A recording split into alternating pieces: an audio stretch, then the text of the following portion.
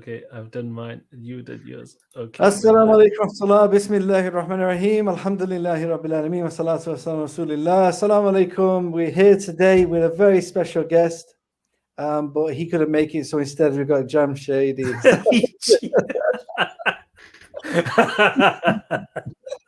Assalamu alaikum, Jamshed. How are you doing? Wa alaikum assalam wa rahmatullahi wa barakatuh.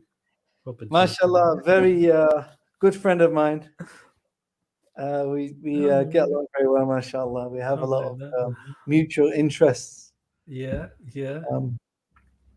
So how are you doing? Alhamdulillah, all good, man. All So good. Just getting back into the internet. Yeah, me too. You know, the young Smirks, I wanted it to be always be in person, you know, actually interviewing people in person.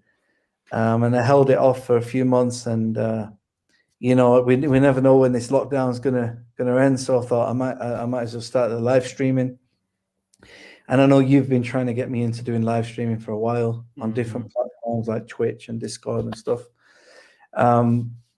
So anyway, I thought I might as well make use of the YouTube channels that I have. We have, you know, have a fair bit of following, so I might as well use it. So just to introduce Jamshed. Jamshed is somebody who's been very active in the UK Dawah scene for many years. You might not actually see him as much online, as much as you should, but he is well known amongst the Duat and the people involved in Dawah in the UK. For good reasons, I hope. Yeah, mostly. Alhamdulillah. So tell us a bit about yourself. Tell me a bit about myself. Just a bit. Okay. Like you said, basically, you know, I've been involved in Dawah for 2 decades now, like 20 years plus, like literally like 20 years plus now. I'm old. Like, see the whiteness here, man. This is I mean, you know, you got your fair share as well. This is it's coming slowly. This is the sign of the age. I don't know. Yeah. Although on the camera it looks like the whiteness is being replaced by black now. So it's like maybe my youth is coming back. Maybe. Yeah. Yeah. I mean, yeah. I just want to say the first time I met you. I remember the first time I met you. Where was it? It was did I actually meet you there? No, the first time I met you, I think I actually met you in person in Manchester, because there was the thing that happened in London, and I can't remember if you were actually. No, you weren't actually there. I remember who. Either I met you there. No, I think I met Mansoor there. Imran ibn Mansoor there. I think that was it actually. So that wasn't the first time I met you. I think the first time I met you actually was in Manchester. Was it that time with the swing? Yes, when you came to my house. Okay, yeah. Okay, that was the first time we actually met. Okay, so I think that was the first time I heard of you then in London. Okay. That. Oh, right, yeah. You remember that story? Subhanallah, yeah. You forgot this that is story, about huh? the Jesus in the Injil book. That's the one, man. You were hounding me down, wanting to know the details. Well, that's because it was hyped up so much, man. Oh, this is going to be the next best thing. This is just going to destroy everything. Blah blah blah. We're going to release it on.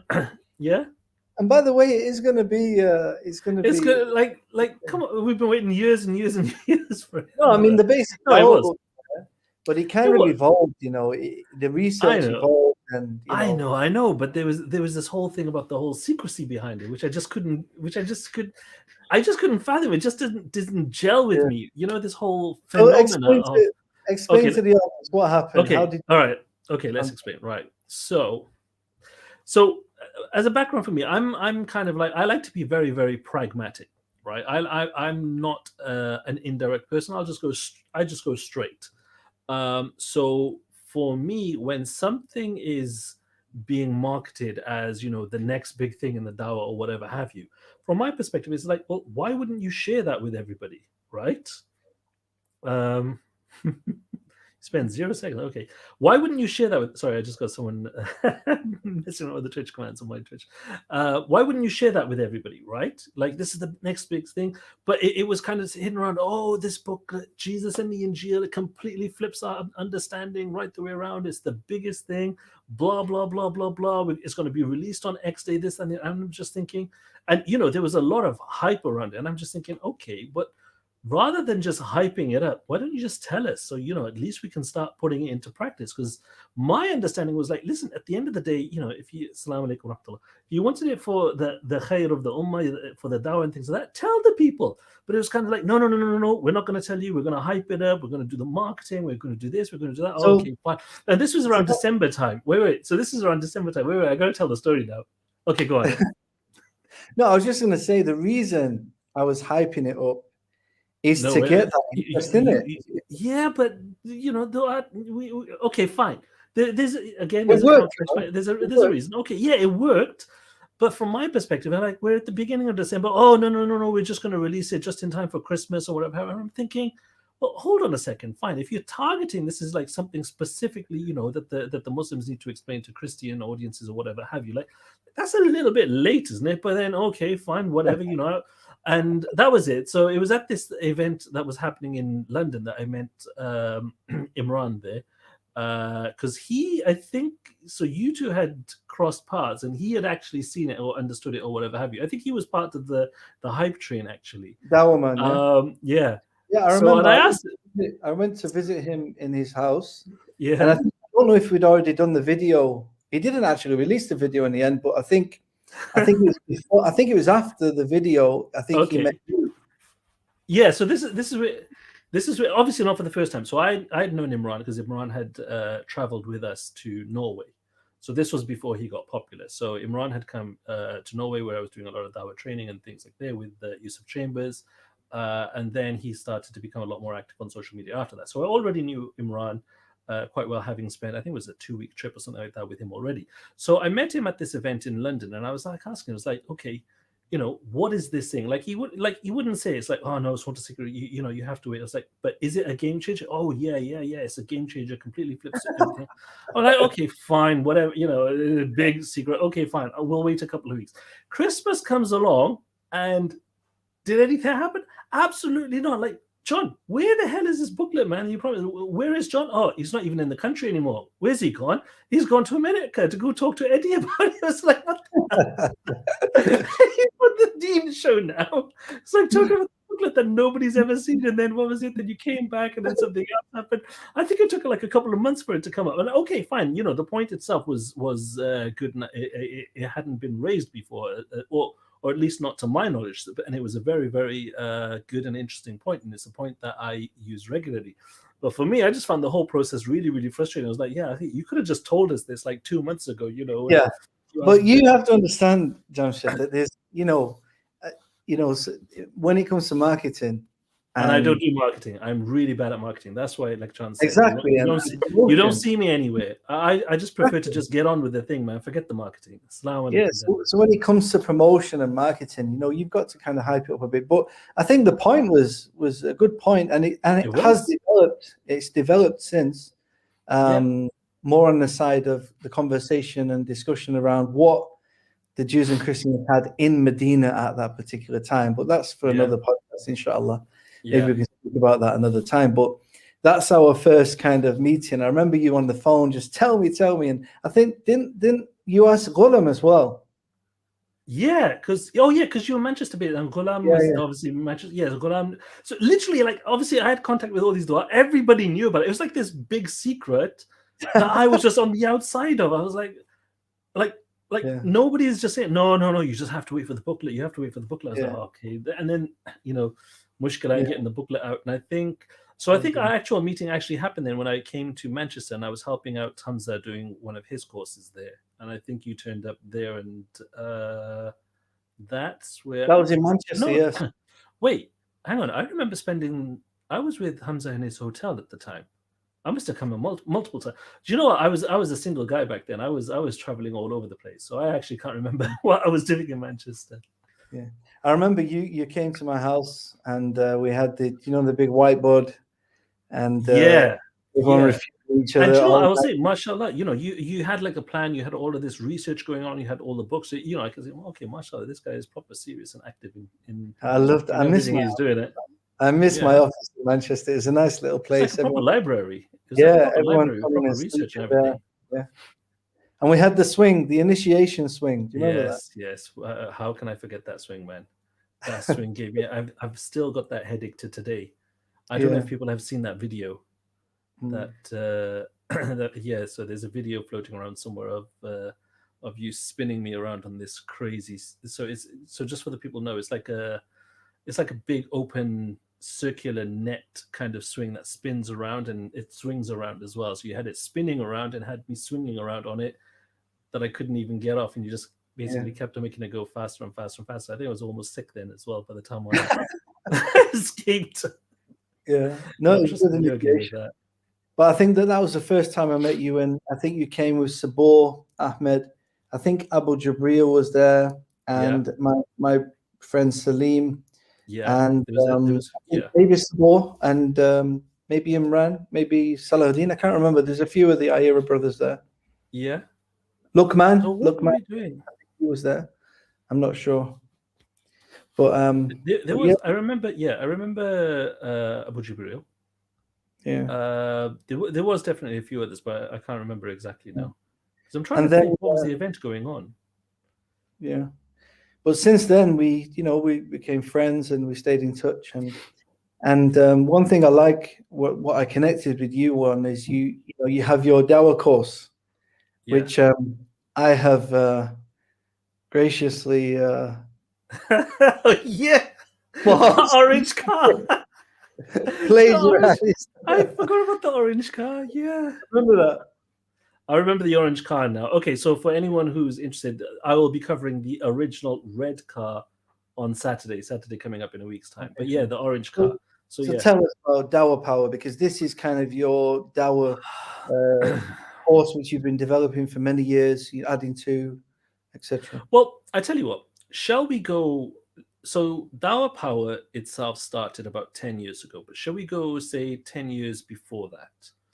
Right, because I think really to understand where Dawah Power itself came from is probably an idea to discuss how I came to engage in Dawah in the first place. Because that my whole philosophy and my mindset at the time was kind of a driving factor for the method in which I like to give and propagate Dawah. So obviously, I say obviously, it's not that obvious actually, but you might be able to guess from ethnicity.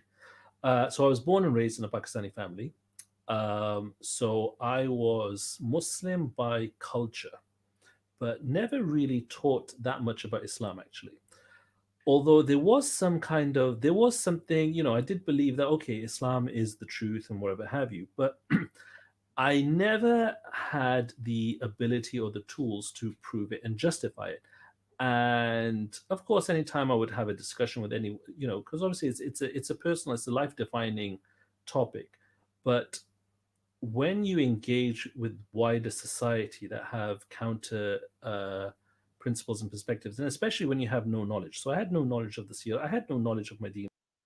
Ooh, what happened to the picture there? Oh, I'm back again. There we go. I would get beat on or whatever have you in the forums and things like that. There was I couldn't actually justify my views.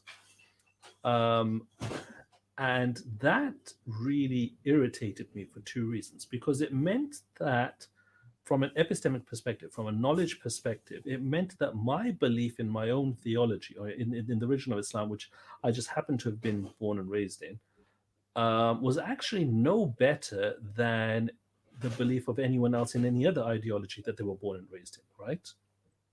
So what made the difference between another person in any other ideology and myself? How could I, on what basis am I saying that, my path is the truth? And theirs isn't. I mean, I had other little, background bits of knowledge and things like that kind of supported the fact or the notion that Islam was the truth, but I had no way to prove it. It was, I suppose, if you want to call it for a sake, stories, indoctrination, whatever have you. And the other, so that was one issue that, what makes me different to anybody else?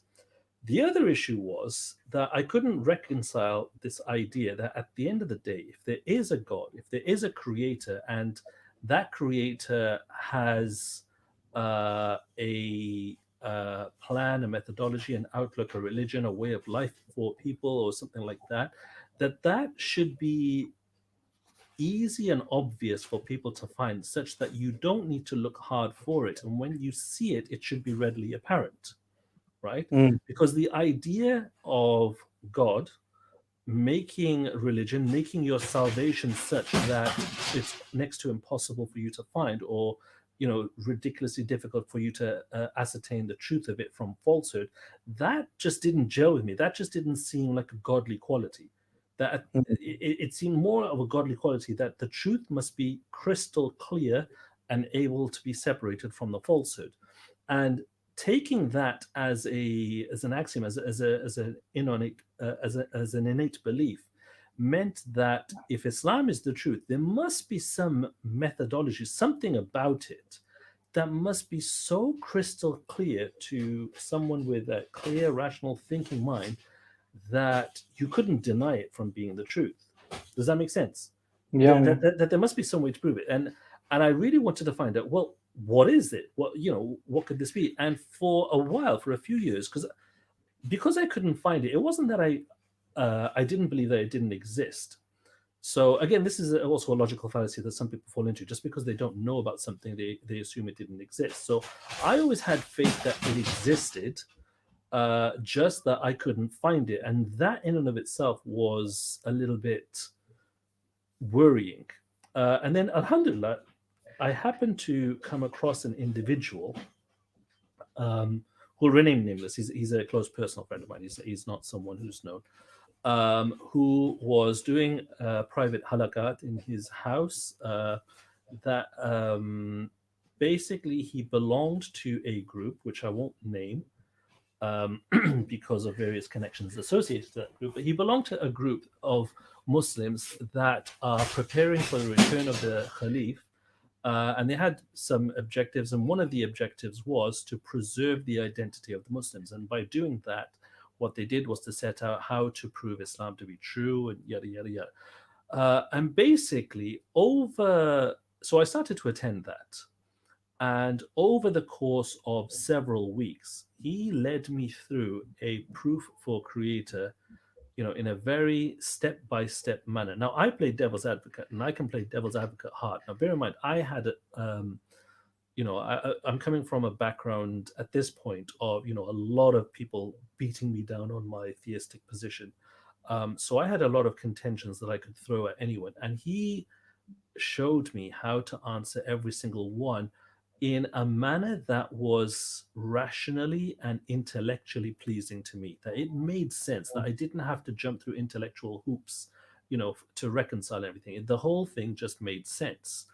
So once I had got that down, and once I understood that at that point, the only way I can describe it, once you reach and have that epiphany, the only way I can describe the feeling or what happens to a person at that point is kind of like in the film The Matrix, which is, so for anyone who hasn't seen the film, and unfortunately this is a new phenomenon now, right? Because, The Matrix was part of my upbringing, it was part of my growing up, it's pop culture for me. But you say that to people now, it's like, The Matrix? That's like 25 years old, I haven't seen it. That's like an old vintage film. It's like, no, man. Okay, the Matrix basically about a character who finds himself that he's actually what he perceived to be reality is actual virtual reality, and then he wakes up in the real world and finds that what he's been living is actually an artificial existence, and the real world is something completely different. The point there being that once he's woken up and he's come into the real world and he realizes that his prior existence, or what he thought was his existence, is actually completely artificial. When he goes back into that machine-generated world, he realizes and he can see the artificial nature of it. He understands what's going on behind the scenes because he understands how the world is being put together. And it's kind of like that. It's like once you've seen the shroud of reality drop, like things become so much clearer to you. Like you just develop a different perspective and you can't go backwards. So once I'd hit that point and this made sense to me, Then I thought, well, okay, um, this knowledge should be available to everybody. Like everybody should have this. Like this should be basic knowledge. Like how do you know that your religion is true? It should literally should be basic knowledge.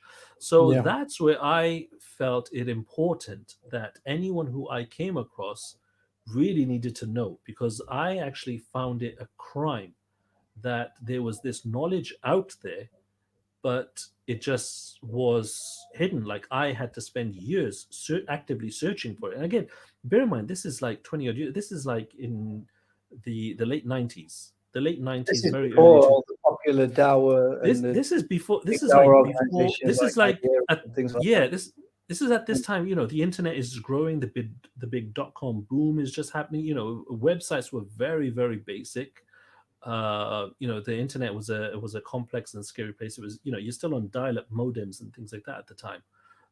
Actually, no, were we, or was I on cable? But we're talking about really, really in the very early days. Actually, no, we were on dial-up modems, because I remember being on a dial-up modem when 9/11 happened. So just about transitioning to cable, I think, or ADSL at the time. Anyway, so from that point on, I felt that, in having this epiphany, I wanted to share this epiphany with a lot of other people, because I felt that a lot of people were just having this basic existence where they just believed things because they were indoctrinated into it, because that's just what they were told, because they didn't have any alternative, but they didn't have any real solid structure or grounding. So I basically became active in giving dawah from that regard. Now, the only problem with this proof or methodology that we had was that it was very very long-winded. Like to explain the concept, just to prove God to someone, like it would take like 2 or 3 hours, and it was quite in depth, but it was Yeah. ridiculously complicated. I actually remember one time I was actually explaining it to my uncle. We'd gone out to a restaurant, and I actually remember I went through the whole thing with him. And after the meal, a chap had come up to us, and he actually said that he was overhearing our conversation. He was one of the professors of philosophy. I think I'm pretty sure it was philosophy, some kind of a thought-related topic. And he said that the description that I'd given was the best he had ever heard of. I was like, okay, fine, please. I didn't do much more with it, but anyway. Now at this point, my iman is starting to increase, and I'm becoming a lot more active. And when I say active, I mean attendant towards my Islamic practice. So at this point in time, bear in mind, in my late teens, early 20s, I wasn't really practicing. I was praying occasionally, this, that, and the other. But now, as I say, when you have that shroud dropped, when you see the reality, you become a lot more aware of what your obligations are. So I was starting to pray a lot more. I was starting to learn a lot more. I was starting to, listen to a lot of lectures and whatever have you. We had this one individual around about the same period of time. Oh, this was another big change as well. Here's another thing. So at this point, I'd also gotten married and moved out of my parents' house. We had our own flat. And by happenstance, our flat happened to be near a masjid where the predominant language, even though it was an Arab mosque, they made the active effort to do everything in English, as opposed to the mosque that I would traditionally go to, which would be a Pakistani mosque where everything would be in hardcore Urdu, and I wouldn't have a clue what was being spoken at. So for me, going to the mosque was such a drag, because it's just a place where gobbledygook is being spoken. I have no idea what's going on, and I enter and I leave just thinking that I've just wasted part of my life. Wa alaikum assalam wa rahmatullah. So I've just wasted part of my life there. Whereas when I started going to this mosque that was speaking, that did most things in English, or almost everything in English, then I was actually beginning to learn. I was learning from the khutbahs and things like that. And it just so happened around about this period of time, there was an individual that came to this mosque to deliver a khutbah. And I remember this very, very clearly. The khutbah was on the subject of salah.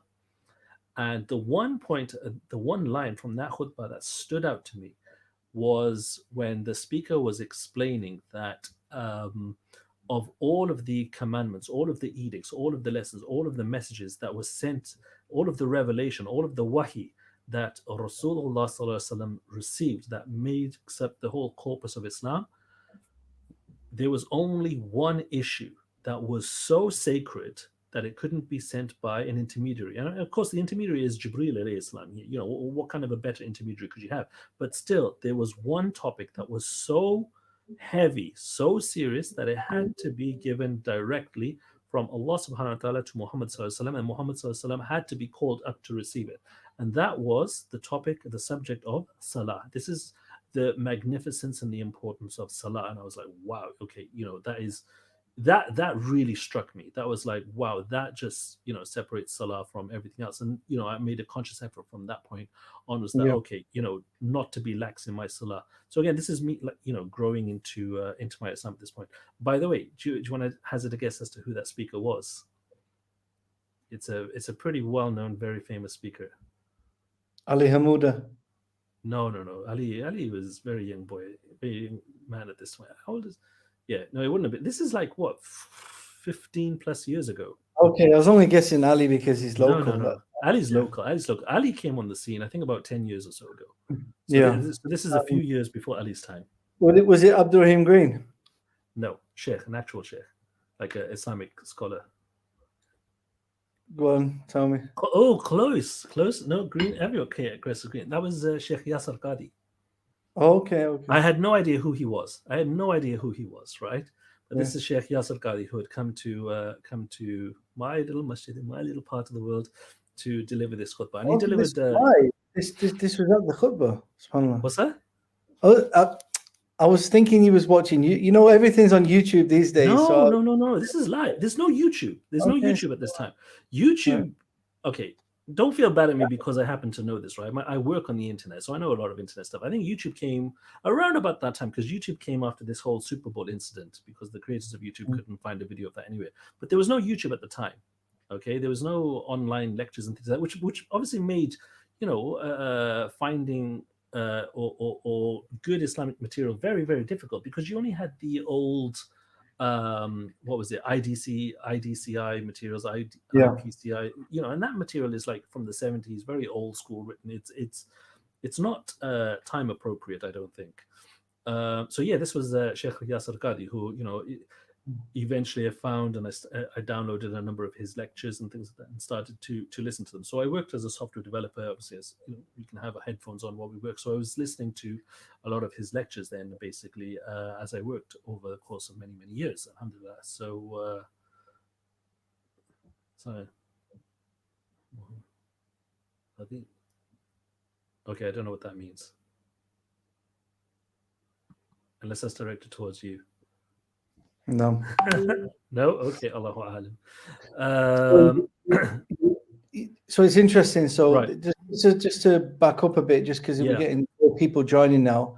Yeah. So you were, subhanAllah, you're born into a Pakistani family, you know, who are culturally Muslim and they're Muslim, but you kind of, you know, you're being challenged, you know, about your particular faith. And then you realize that, you know, I do believe this, but in fact, my belief is basically blind following, you know, so you want to have reasons. You met, you know, people who gave you reasons to believe, and this, you know, developed you as a person, you know, and you started to get closer to Allah, started to attend the masjid more, started to pray your salah. So that's where we are right now. Yeah, that's where we got. So part of this journey was that, unfortunately, we kind of had a little bit of a crisscross here in my first marriage, in that my wife at this time, she was from Pakistan. She had come over here, and she was kind of basically being drawn towards the Western lifestyle, which I had. And again, I'm not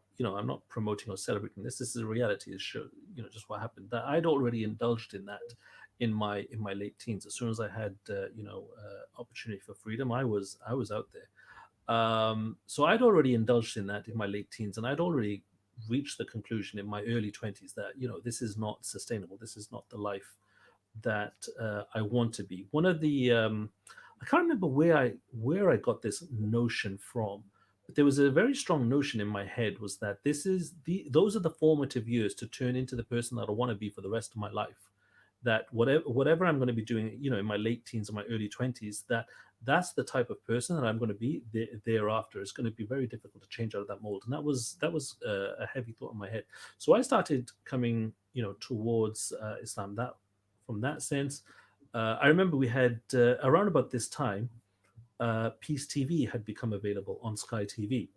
So Yeah. I started to watch a lot of Dr. Zakir Naik as well. That was a great source of material, Ahmed Didat and Dr. Zakir Naik and things like that, which I found fascinating, his debates and some of the lectures You, and you things like know, that. can I Yeah, just say something about that? yeah, yeah, I know you. Yeah, I think this generation, I'm talking about the generation that were raised where social media was already in existence when yeah, they were, or at least when they were teenagers, they don't really appreciate like what the Duats did, the early Duats, yeah, like yeah, Zakir Naik, Abdurrahim Green, Peace TV. Of course, now, you can look at Peace TV and it might look it's very outdated. dated. It's You very know, dated. Yeah, but at the same time, the importance of that platform at the time was huge, yeah, bringing people back to the Salah and the yeah, basic following of Islam, giving this new generation, third generation, second generation,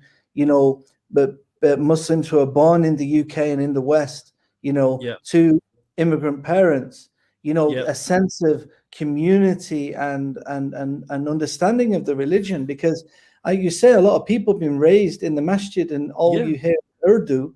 You don't know anything about your religion. yeah, yeah, And and it's so important. And the thing is, these days, you see people who are YouTube generation, they're mhm, so quick to be critical about that generation yeah, and it's about, not fair. It's not fair. their method. You have to really appreciate what they did, you It's know. very easy to here's the thing. It's very easy to jump on a bandwagon when that bandwagon is already rolling down the hill. So Mm, these people like, Ahmadidat and Zakir Naik, whatever have you, they were building the bandwagon. They yeah, were building the whole network. They were producing the material. Fine. By today's standards, it's not very good. But in those times, it was the best thing available. It was the only thing available. Right? You have to understand that to start something off, to start off a movement is so much more difficult than simply joining and improving on a wheel that's already been rolling. And that's what's happening now. Like the current generation now, you're only just improving. You're standing on the shoulders of giants. You're just improving iteratively on what other people have built before you. But just think, if those people hadn't have made their efforts beforehand, you wouldn't be able to do what it is that you're doing today. definitely. And that's what there's a lot of short-sightedness. So again, I personally believe, I'll say this openly, that the way that some things are explained is not correct, is not the best way, and whatever have you, even Yeah. that. However, you don't throw the baby out with the bathwater. Now, especially in hindsight, you don't just say, "Oh, because this one little thing was wrong or not the best way, whatever have you." You just throw everything out. You take the khair, you take the goodness, whatever it is, and whatever can be made better, you just improve upon it, right? So anyway, at this point in time, then obviously, we had marital differences. I wanted to be a lot more practicing, whatever have you, whereas Mrs. Was not so inclined. So we parted ways on that regard. So I'm the newly single man that was now heavily motivated and able to research and study a lot more of the religion. So I took the opportunity to start going to weekend courses and whatever have you. There were courses in London, Birmingham, Manchester, wherever. I was essentially a free agent, going to Hyde Park. So, some people might, I hate being on camera, doing, but there are some legacy videos from the old days that just, before Hyde Park became a, camera central, of some conversations and things like that I had there. And just by happenstance, because I happen to be online a lot, I happened to see a tweet from someone in London talking about a Dawah conference that I was already attending. And they asked if anyone would want to be involved in the live streaming of that. The live tweeting of that. So I volunteered, and alhamdulillah, they gave me the opportunity. And that happened to be Brother Ayub Sidat, who was the marketing manager for a brand new organization at the time. I think it was actually their 1 year anniversary at the time, called IERA, the Islamic Education and Research Academy. So I went to, this was like one of the very first, very early on open conferences. I'm front row, sitting next to Abdurrahim Green, Hamza George. I have no idea who these guys are, by the way. Abdurrahim Green was a very famous and prominent individual. I have no idea who this guy. I think I might have seen him on Peace TV, but I had no idea who I was sitting next to. My job was just whatever the people are saying, just tweet it out. Plus, all white people look the same, right? Sorry. All white people look the same anyway. You can't. No, it wasn't that. It was just like, no, but it's like. This. I remember saying this to Ayub. I think it was around about that time or sometime later, right? Afterwards, when I realized, who these individuals are. It's like what we were doing. We were basically hanging around with our equivalent of like the football superstars. Basically, I'm sure people would in other cultures would like to hang around with their favorite celebrities or whatever have you. And these guys were the celebrities of the Dawah world, and I was there rubbing shoulders with them, and it was kind of like this is really weird and surreal to be here. But anyway, so from there they happened to be doing a course, Call of Duty, which I attended along with various other courses. And that Call of Duty actually for me was a Dawah changer. The mechanics, a lot of the stuff, the whole Go Rap methodology, that was, that really changed the way I was thinking. And then somewhere along the way, so obviously Sabur was involved. Sabur is part of IURS, Sabur. He's, I keep trying to get him on here, but he's busy doing a whole bunch of live streams. But somewhere along the way, he advised me about this book called Made to Stick by Chip and Dan Heath. And I think that's probably one of the very few books I've ever bought on anyone's recommendation and read. But honestly, that for me. If you go on, he actually recommended that to me as well. Yeah, that so I have to say, for the Jesus marketing. Yeah, no, seriously, that book I have to say, for any da'i who hasn't read that book, you are seriously doing yourself a misservice. Right, that book is really, really good. You really have to read that book, and that completely realigned my thinking. And I basically assimilated that book, and from there I started to change a lot of the things that I was up to. Now, the point of the whole background of the story that I took a long time to get around it is, for me, I didn't. My objective wasn't to just reinvent the wheel. My objective was, look, information is out there, but it's not being digested by the general public. Why? Because it's not being presented in a manner that they find appealing or they find understandable, or whatever have you. So I wanted to basically redress everything, propagate the same information, but find the way to do it in such a manner that people would find it understandable, relatable, and basically digestible. And so basically, at the end of the day, that's when they'll accept it. Ali Hamudur is on the scene at this point, and obviously I've been involved in the Dawah now for a while. So he asked me if I could put together a course to deliver to the people in the masjid, because he was trying to get team a group of du'at together. And essentially from there, Dawah Power was born. So I started basically putting down the sides and started thinking, right, okay, look, if I was to go from step zero, what are the most important principles? Now, bear in mind, I've been giving Dawah at this point for close to a decade. So I had a lot of experience. And somewhere around about this time, so this is early 2011, 2010, because I'd also had at this point the opportunity to travel to Norway. At this point, I had traveled to Norway with Hamza for his debate with Lars Goulet. I had traveled to Norway again with Yusuf Chambers, and traveled around the north of Norway, where we did a whole Norway Dawah mission that was broadcast on IERA's YouTube channel. So YouTube was getting big at this point. This was in the early days of IERA.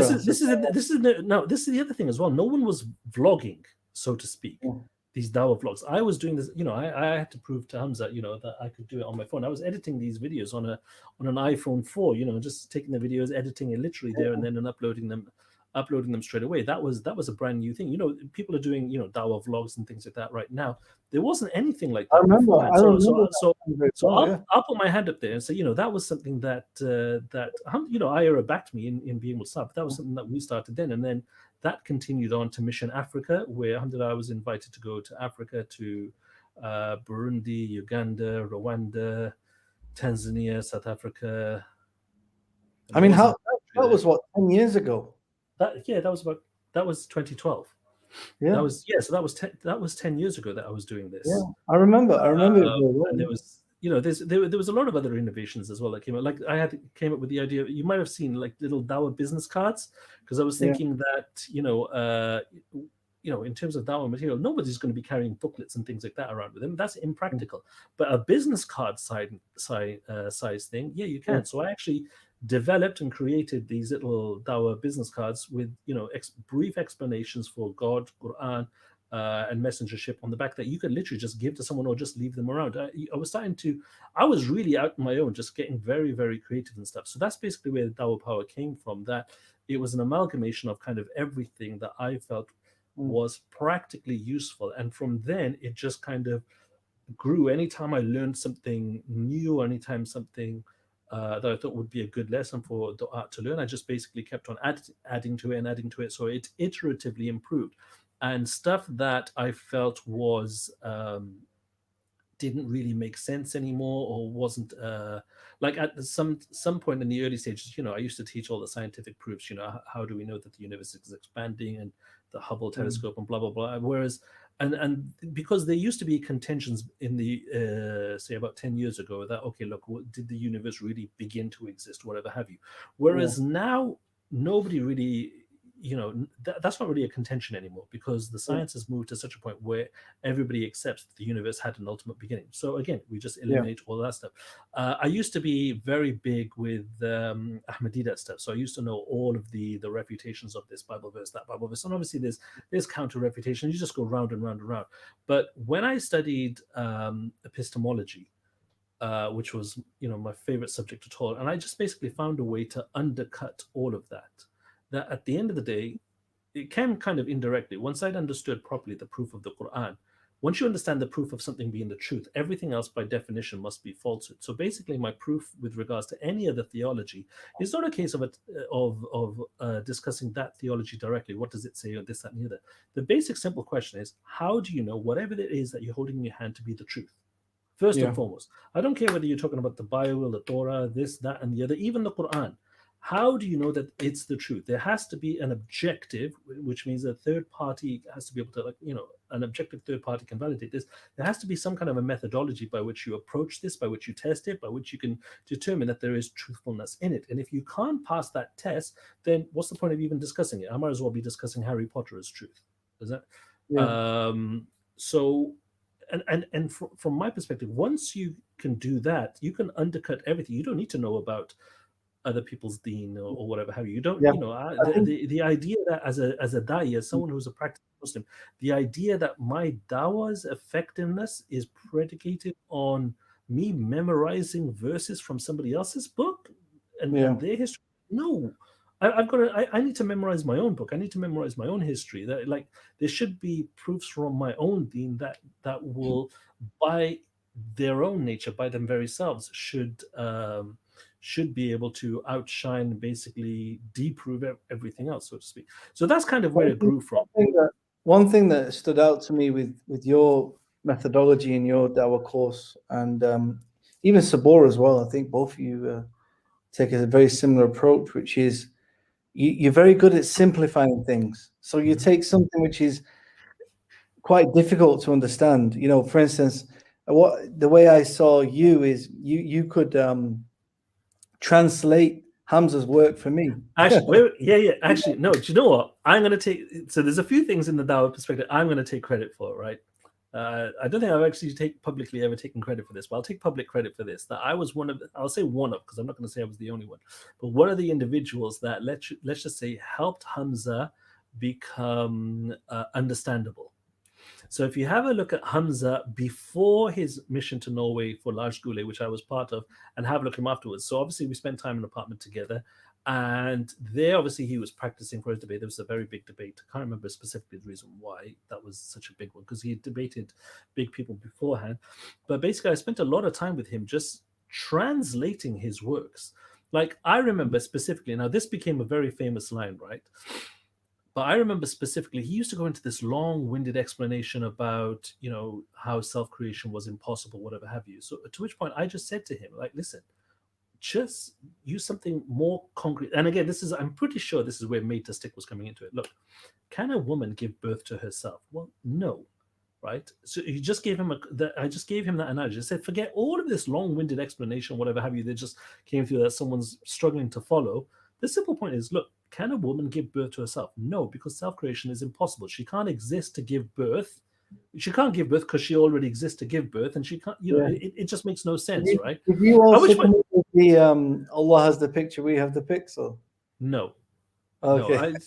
No, I don't like that one that much for technical reasons from a software background, but no, I didn't. That comes from. I wouldn't say anyone came up with that, because that's from Prince of Egypt. Anyway. Okay. There's and it's a very common perspective, when you're talking about wider pictures. It's there's a line in Prince of Egypt, when Jethro is talking about the tapestry of the whole thread, and he says you can only see the thread, but the tapestry is the whole design. So no, I didn't come up with that. I wouldn't have come up with that, but I did come up with the whole, can a woman give birth to herself? Which I don't know why Hamza changed that to, can your mother? Hamza's got a fascinating return. Can your mother do this? Did your mother come from Pluto on a flying cart? Like, why does it have to be your mother? Why can't it just be like a generic, unrelated woman? Because making it your mother doesn't change the point. So I never got that one.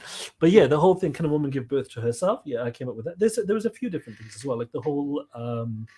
The idea, how do you argue the oneness of God? How do you know there's not two different gods that just equally have the same will and whatever have you? So I've come up with, we'll cover that on the epistemology thing. But yeah, there was a few different things that,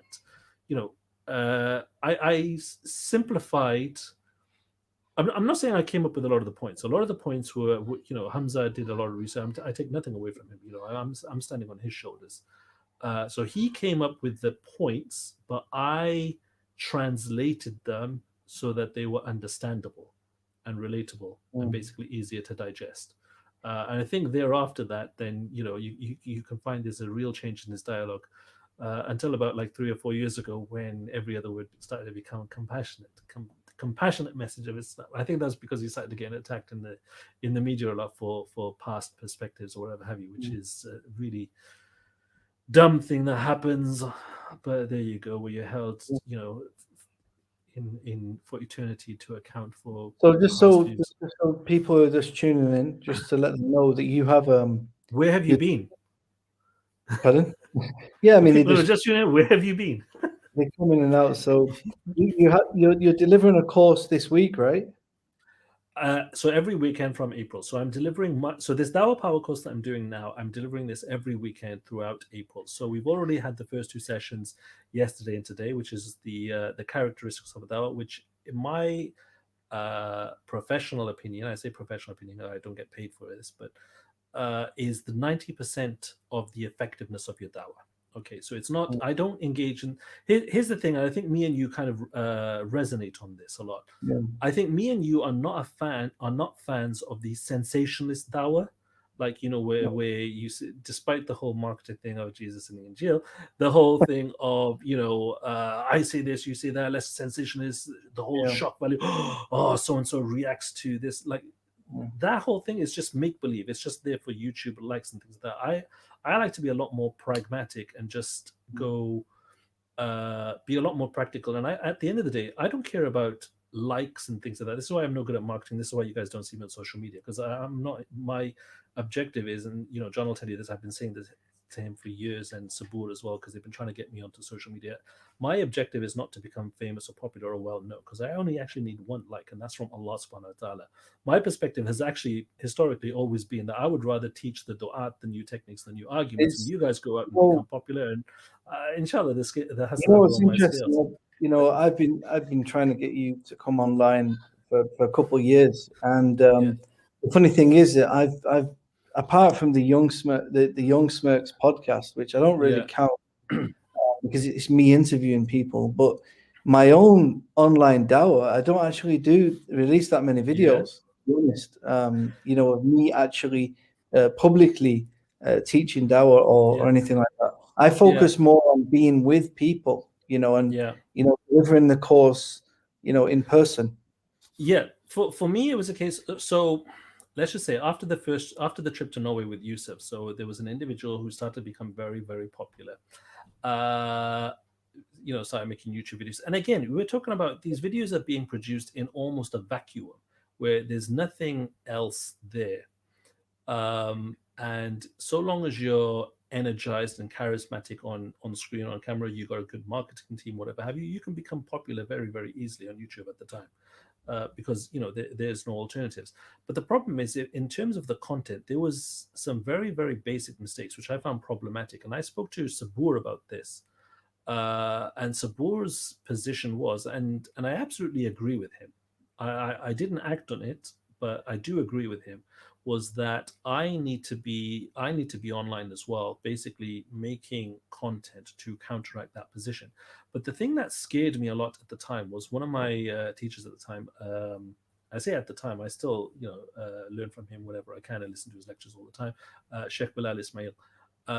He said something, because again, this is the age of sensationalism and YouTube celebrities and things like that coming up, because YouTube is the big thing.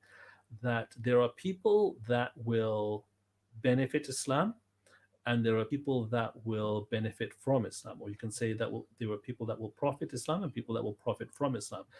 So to be very, very careful about which one you are, have your niyyah in check. Is your objective in making this YouTube video, is it so that people see how clever you are, that it's all about look at me, I've got this new thing, that the video isn't all about me, so a video title would be, oh, Jamshed does this, Jamshed does that, Jamshed speaks to an atheist. If you have a look at, you just look at the break down the nature of that sentence. Jamshed is doing this. The subject of that sentence is me.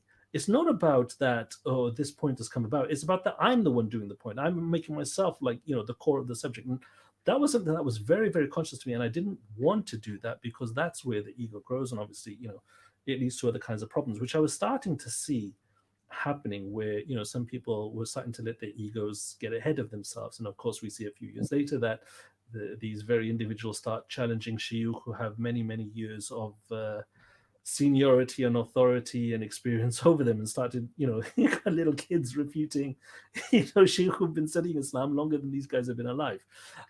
So that was something I was very scared, and I still am actually. I actually do fear falling into that. But at the same time as well, what's been argued to me is that if nobody else is producing this material, then, I'm kind of also at fault and sin there, because people are searching for the material, but they can't find it. And if I'm not putting it out there, if I'm not making that available, then where's the effectiveness of my dawah? So I'm kind of in a catch-22, which is why I'm trying to find it hard to strike the balance between getting the material out there and accessible, but at the same time not making it about me. I prefer my work to speak for itself, which is why, as you mentioned, like you say, in terms of the Dawah Power course, it is absolutely possible that people have seen the material that I've produced, but under a different name, because I've shared the content with yourself. I've shared the content with other du'at as well that have also rebranded it. Like I said, for me, I don't care about the name. I don't care about the branding, because at the end of the day, Allah subhanahu wa ta'ala knows where that came from. And, if all of the du'at in the world were teaching this material, all of that, inshallah, is coming back on my skills anyway. So for me, I want people to be teaching this. From my perspective, I got no issue with exclusivity, but it's a case of making sure that what's being done is being done in a way that's going to benefit me in the akhirah, not just in the dunya. So I hope that answered the question. It's so you have the course running next week as well. So it's a big course. So we've just covered the two sessions from this weekend are on YouTube already. You can see those on my page, which is on Facebook, Dawah with Jamshed, or on Facebook it's Dawah with Jamshed. or on Twitch, Can you it's put the Twitch. link in the comments? Do you have access to the comments? Which comments? Do I have access to those comments? Oh, YouTube comments. Oh, Yeah. wow. I haven't even seen these comments. Yeah. MashaAllah. Oh, okay. These comments are directed. I was going to say, can you come to Nigeria? I was going to say, is that me or you? That's probably you. If you can post the link of your course. Do you know, I'm just gonna WhatsApp it to you, man. Oh, the course. The course is on Twitch. I tell you what, let me WhatsApp it to you, man, and you can put it in. So hold on 1 second. So wait, hold on. And that one. So I'm actually live on Twitch right now, so not to take people away, but so at least they know which is the correct channel. It's twitch.tv/Dawah Power. You said you've also put them on YouTube, right? Yeah, so I'm doing this live. The reason why I like Twitch is because the latency is very low. It's very, very interactive. I'm not sure what the latency is on YouTube. On Facebook, it's really bad. It's like 20 seconds or so that someone can type something, and it's 20 seconds before they actually get the response of you even seeing that. Yeah. But anyway, yeah. So we've done the first section on YouTube, on Twitch already, which has been exported to YouTube. So the videos of those are available. Next weekend, British Standard Time, 3 p.m. on Saturday and Sunday. Every weekend on Saturday and Sunday. Next weekend is epistemology, which is probably the heaviest subject, but it's my favorite subject. How do you know? Like, what is the truth? And this is where the story of the orange car comes in, or the red car in my case. And then the week after that, so that's next weekend. The week after that is then deductive proof and evidences for the divine reality, which is Allah subhanahu wa ta'ala. That'll be over the whole weekend. And then the weekend after that, my personal favorite is the argument for the preservation of the Quran, which I think, even if you just learned one thing, just that on its own, it's so simple, but once you've seen that, you will actually see and understand and be able to relate to the miracle of the Quran as compared to, for example, the other miracles that people of previous nations seen. I mean, just to give you an example, imagine if you were there at the time of Musa alayhi salam. You saw the river turn to blood. You saw fire rain down from the sky. You saw, clouds of locusts and whatever have you. Or you were there at the time of Isa alayhi salam, and you saw the dead being brought back to life and whatnot. And yet you put that verse a book.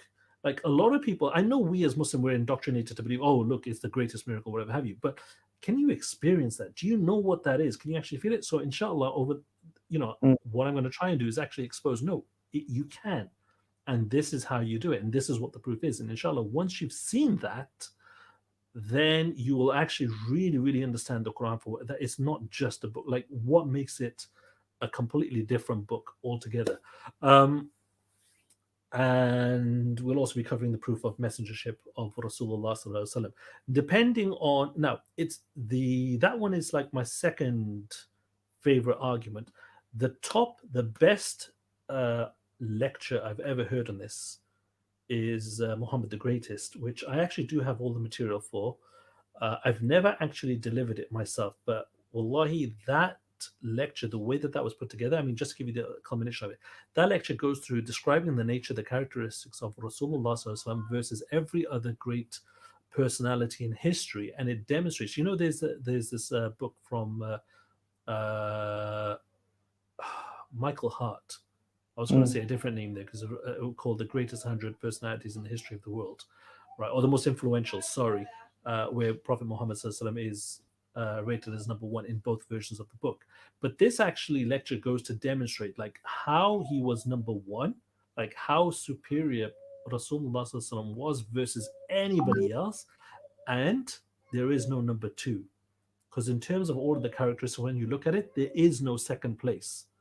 It's literally that by the time you come out of this lecture, you see that Rasulullah sallallahu alaihi wasallam is standing on the podium by himself. Everybody else is not even in the running. Like, that's how clear the difference is. So inshallah, we'll go through that as well if I can get that one prepared in time. Otherwise, we'll go to the other one. But yeah, this is a material I have, and unfortunately, not that many people really know about it. Because inshallah, well, maybe we can come back in a future podcast and cover some of these topics in detail. Definitely. Now people are familiar; they've met you, and been introduced to you. So maybe we can speak about some of these topics. I'm actually starting a weekly show on my other channel, John Fontaine channel, Mhm. which is going to be more Dawah focused. So we're going to start with Christianity, but we can also speak about atheism and other points and just Dawah in general. So it'd be good to get you on, and Yeah, maybe we can go through some of your content, inshallah. inshallah, definitely, always up for it, man. Jazakallah khair, bro. It's been a pleasure to Yeah, catch up with you, and yeah, definitely. Likewise, jazakallah been, khair for having me. really nice to catch up. It's been a while, and Yeah, I hope the people who have tuned in will actually make the most of the link and start joining your course and benefit, inshallah. inshallah, jazakallah khair. Yeah. So One thing, I don't believe in all this sign up nonsense. Put in your email, put in your credit card number, what's your grandmother's name, and blah blah blah blah. Or like I said, I don't do the marketing. Literally, just turn up on Twitch. You can just watch it. You have to register with Twitch if you want to engage and ask questions. But to just watch the stream or watch the YouTube, nothing. There's the link. Yalla, bismillah, go for it. Jazakallah khair, bro. It's been a pleasure. And Yeah. just before we finish, just like to thank everyone for joining us and leaving your comments. Make sure you like and subscribe and share the channel, share the video so people can benefit. And if you have any comments or people you'd like to see on the Young Smirks podcast, please comment below who you'd like to see on the channel. Maybe I'll try and get them on. And also make sure you go onto the John Fontaine channel and subscribe on there as well, so you can stay in touch with what's going on. Jazakallah khair. Assalamu alaikum wa rahmatullahi wa barakatuh. Wa alaikum